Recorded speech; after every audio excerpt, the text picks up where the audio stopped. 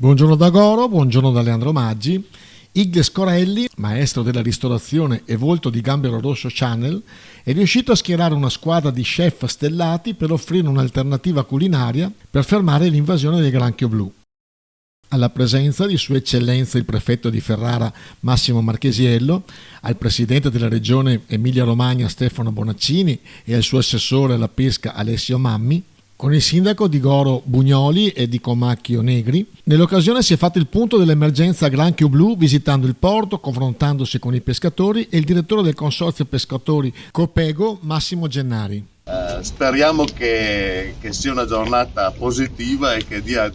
risalto a quello che oggi non è per noi un'opportunità, a quello che oggi per noi è un problema che metterà in ginocchio tra qualche mese 4-5 mila famiglie tra Emilia Romagna e Veneto.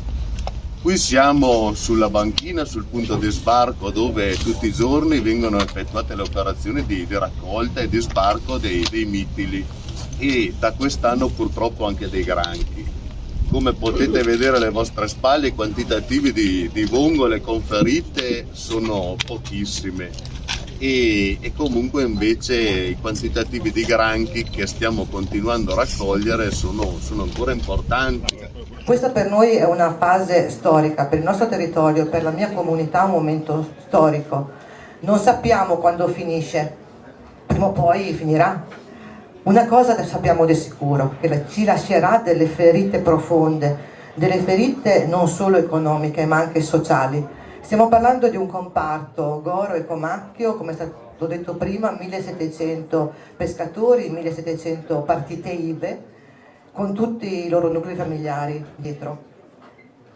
Goro, di questi 1300 sono di Goro. Evidenzio che il comune di Goro è un comune piccolo, 3450 abitanti, quindi se pensiamo che 1300 di questi abitanti sono pescatori e a questi sommiamo gli addetti che sono occupati nell'indotto della filiera terra, capiamo che tutta la mia gente, che tutta la mia comunità lavora e vive di questo. Abbiamo il dovere di stare nel mondo con le nostre imprese e consorzi, in particolare i WIGP, perché per ogni dollaro che importiamo di cibo dagli Stati Uniti come Emilia Romagna ne esportiamo 5 e questo significa opportunità di lavoro, di fare impresa. Sta dentro a quell'export che, sappiate, vede l'Emilia Romagna lo scorso anno esportare all'estero più di 80 miliardi di prodotti e manufatti,